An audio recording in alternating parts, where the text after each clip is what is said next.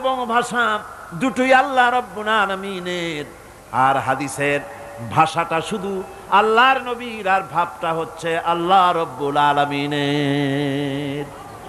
নবীরা যা বলেন তাই সত্য। এই জন্য নবীদের কথার ভিতরে কোনো বক্রতা নাই, নবীদের কথার ভিতরে কোনো বক্রতা নাই, কোনো শটতামি নাই, কোনো প্রবঞ্চনা নাই।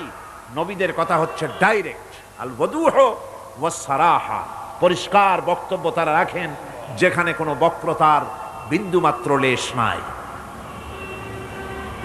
সাধারণ নেতারা লোভ, লালসা এবং স্বার্থপরতায় থেকে ঊর্ধ্বে উঠতে পারে না।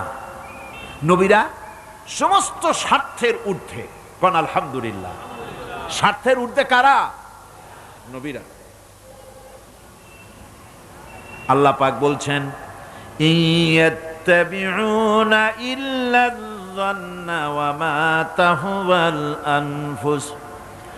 আল্লাহ পাক বলেন সাধারণ নেতাদের ব্যাপারে কোরআন পরিষ্কার করে বলছে যে তারা নিজেদের মন, মস্তিষ্ক এবং নিজেদের হাওয়া, নিজেদের প্রবৃত্তির অনুসরণ করে চলে।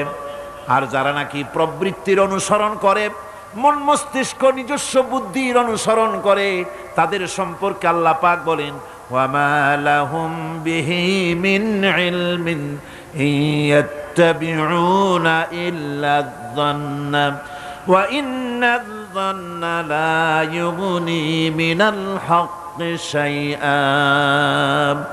তাদের কাছে সত্যিকারের কোনো জ্ঞান নাই, তারা তো নিজেদের আন্দাজ এবং অনুমানের ভিত্তিতে চলে, আর আন্দাজ আর অনুমান কোনোদিন হকের দাবি মিটাতে পারে না। হক যেটা, হকের দাবি আন্দাজ আর অনুমান কোনোদিন পূরণ করতে পারে না। আল্লাহর জ্ঞান হচ্ছে পারফেক্ট জ্ঞান। সেই জ্ঞান দিয়ে আল্লাহ পাক নবীদের কাছে বাণী পাঠিয়েছেন। কোরআনে কারীম বলছে, ওয়ামান আযাল্লু মিম্মান ইত্তাবা হাওয়াহু বিগাইরি হুদাম মিনাল্লাহ।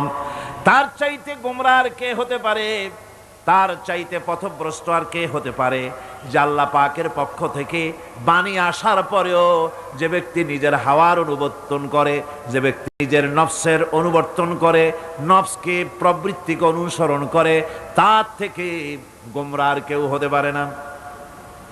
পক্ষান্তরে নবী এবং রাসূলগণ তারা আল্লাহর জ্ঞানকে অনুসরণ করে চলেন। এই জন্য যেখানেই আল্লাহ পাক নবীদের কথা বলেছেন, সেখানে আল্লাহ পাক বলেছেন নবীদেরকে জ্ঞান দিয়েছি আমি। নবীদের জ্ঞান দিয়েছে কে?